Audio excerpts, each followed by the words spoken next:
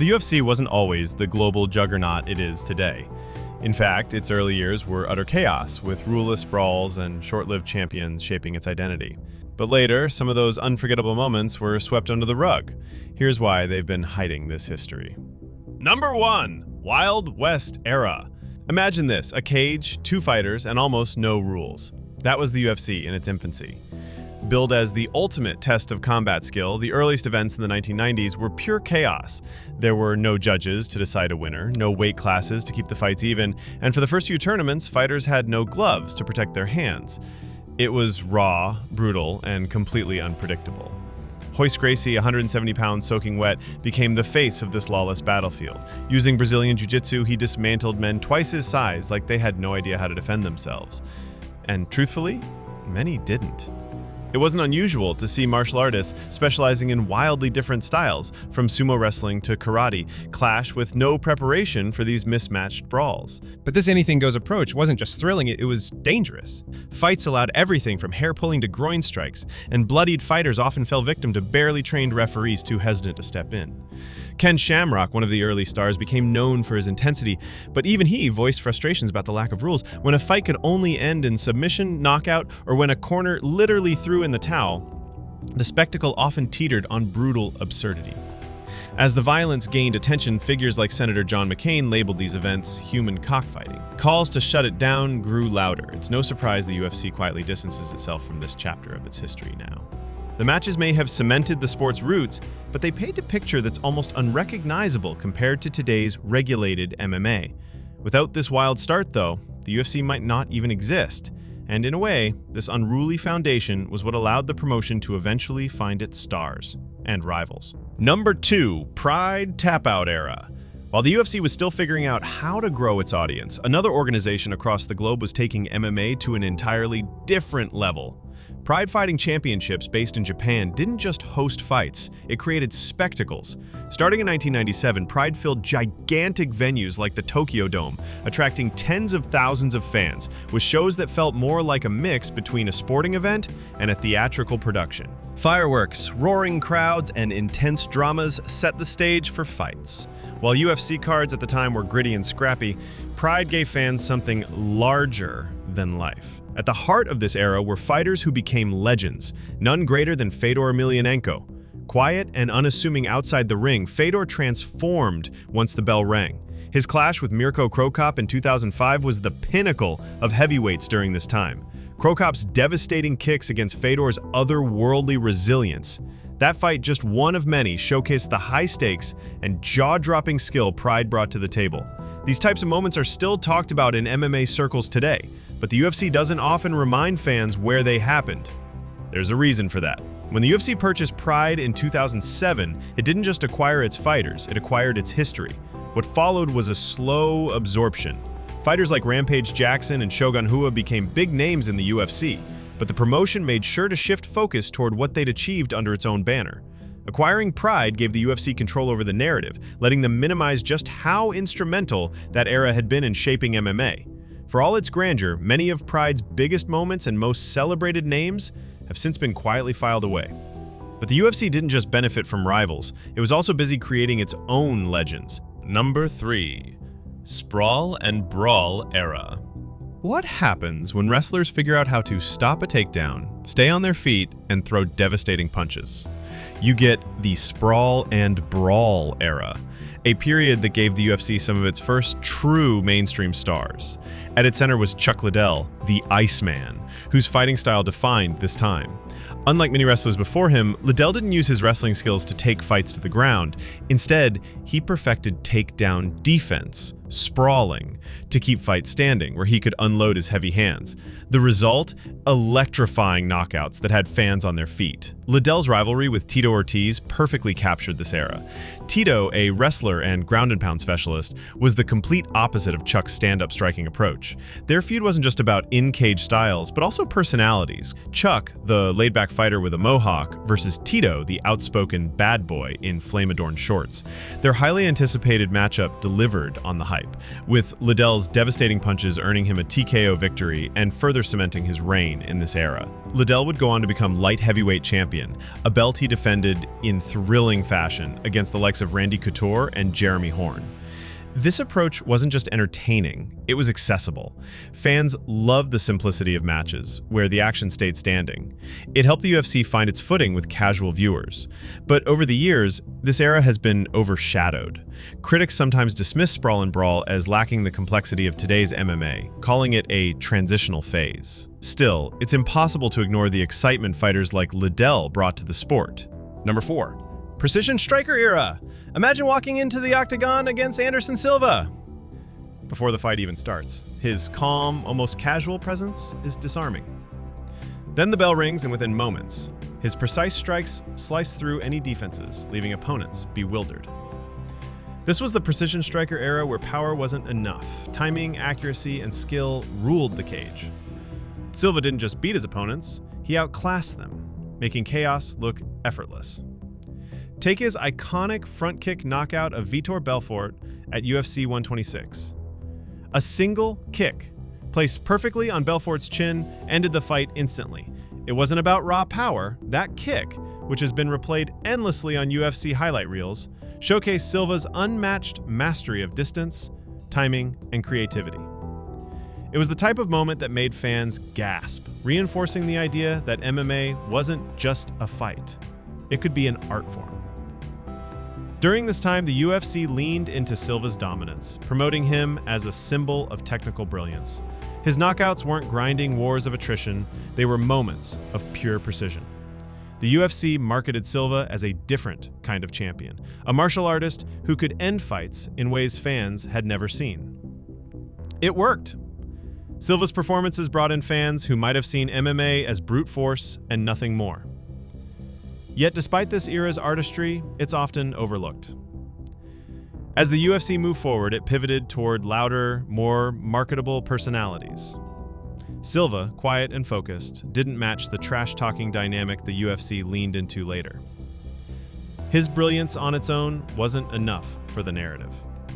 Number 5. Ronda Rousey Submission Machine Era. She didn't just win fights, she finished them in seconds. Ronda Rousey didn't just join the UFC, she redefined it. Before Rousey, women's MMA was barely a consideration for the organization. UFC President Dana White had famously said women would never fight in the UFC. Then came Rousey. Her dominance in strike force, submitting opponent after opponent with her signature armbar, left no room for doubt. When she became the first woman signed to the UFC, everything quickly shifted. Her debut fight against Liz Carmouche at UFC 157 was historic, not just for women's MMA, but for the sport as a whole. In front of a sold-out crowd, she showcased the same lethal efficiency, locking in her armbar in the very first round.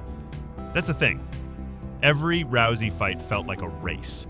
Could her opponent survive even a round?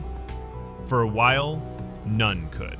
She didn't just win, she headlined cards. Her fights drew record-breaking numbers, marking the UFC's first women's main event and headlining some of its biggest pay-per-views. She was everywhere, magazine covers, movies, late-night talk shows. Yet, the UFC's narrative around her changed after her shocking losses to Holly Holm and Amanda Nunes. Holm's head kick knockout was a brutal end to her undefeated streak, and the loss to Nunes emphasized how fast her dominance had eroded. Although Rousey had built the foundation for women's MMA in the UFC, the organization quickly shifted its focus to newer stars. Number 6. Conor McGregor Money Fight Era. Love him or hate him, Conor McGregor wasn't just a fighter, he was a showman. He walked into the UFC with a sharp tongue, explosive knockouts, and a swagger no one could ignore. From the start, McGregor made it clear he wasn't there to climb rankings the slow way. He had something bigger in mind, superstardom.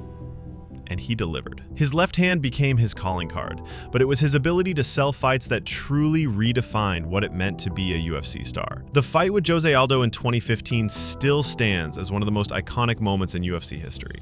Months of trash talk led to a matchup that ended in just 13 seconds. McGregor's left hand connecting perfectly to cement his place at the top. But the UFC saw something even bigger in him, the ability to create events that transcended fighting. McGregor's persona and the drama surrounding him allowed the UFC to pivot toward money fights, which prioritized big names over traditional rankings. Suddenly, the sport wasn't just about who deserved a title shot, it was about what matchup would sell the most pay-per-views. This approach worked. The fight with Khabib Nurmagomedov broke records, drawing millions of viewers, fueled by a personal rivalry that often seemed more important than the belt. And then there was McGregor's boxing match with Floyd Mayweather, a spectacle the UFC helped promote. Number 7, WME Corporate Era. When the UFC sold for $4 billion to WME IMG in 2016, it wasn't just a record-breaking deal, it was the start of something that would change the sport forever.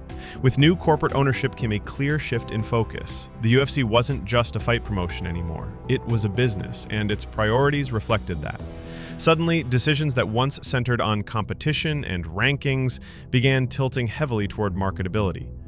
The rise of Dana White's Contender Series illustrated this perfectly. Marketed as a show to discover fresh talent, it quickly became a platform where fighters weren't just trying to win, they were trying to entertain. Success wasn't necessarily about skill or accomplishment, it was about impressing Dana White. Critics later described it as a terrible, unethical contract farm, pointing out how young fighters, desperate for an opportunity, often pushed themselves into high-risk styles to get noticed while sacrificing their long-term development. Beneath the surface, it felt less about cultivating future stars and more about quick profits. Matchmaking decisions became another major sore spot. Star power often trumped rankings entirely. Fighters with hype or marketing appeal found themselves leapfrogging others who'd earned their spots the hard way. Championships, once a symbol of meritocracy, often felt like props for the UFC's most bankable names. This led to frustration among fighters and fans alike, with many openly questioning the promotion's commitment to true competition over manufactured storylines. Number 8, Ducking and Undeserved Title Matches Era. How do you become a champion without fighting the best? Welcome to the era of ducking and politics. The UFC is a sport, but under the WME IMG umbrella, it became clear that marketability often mattered more than merit. This shift pushed aside the traditional ranking system, creating a landscape where star power could leapfrog hard-earned credentials. Take Michael Bisping's unexpected title reign. In 2016, after an injury left Chris Weidman unable to compete, the UFC handed Bisping a last-minute title shot against Luke Rockhold at UFC 199. At the time, Bisping wasn't the top contender. In fact, he had lost to Rockhold decisively just 18 months earlier. But Bisping had something rankings couldn't provide. He was a recognizable veteran, and his underdog story made for easy promotion. In a shocking upset, he knocked Rockhold out in the first round to claim the title. But this only sparked more debate. During his reign, Bisping defended the belt against Dan Henderson, a fighter far outside the top contenders, instead of facing dangerous middleweights like Yoel Romero or Ronaldo Jacare Souza. Fans and fighters saw this as a clear example of the UFC prioritizing easy narratives over competitive integrity. The rise of interim belts added another layer to the chaos. Originally meant to keep divisions active during champion absences, they began cropping up to maintain pay-per-view numbers, regardless of necessity. Titles felt diluted, and the line between interim and undisputed grew murky. These moves frustrated longtime fans who valued meritocracy, creating the perception that rankings had become little more than a suggestion. Number 9 current, Duck and Undeserved Era.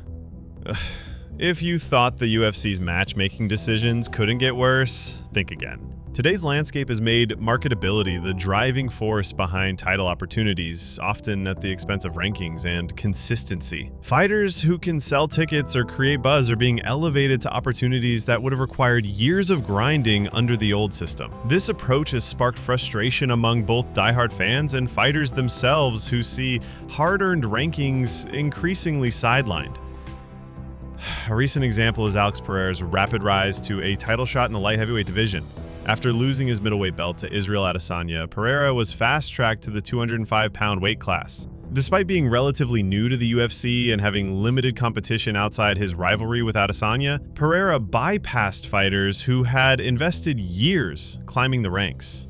While Pereira has star power and undeniable skill, his quick ascent raised questions about whether rankings still hold any weight in determining who gets a title shot. This trend extends beyond a single fighter. Interim titles, once rare and reserved for legitimate absences, have become almost routine. These belts are strategically used to maintain interest, regardless of necessity, undermining their original intent. Fans now see interim titles as marketing tools instead of indicators of division activity, creating disillusionment with the legitimacy of matchups. Fighters like Rose Namajunas have also illustrated how promotional priorities can keep certain names in the spotlight, even after setbacks, while others are ignored entirely. The UFC's history is as chaotic as the battles inside the octagon.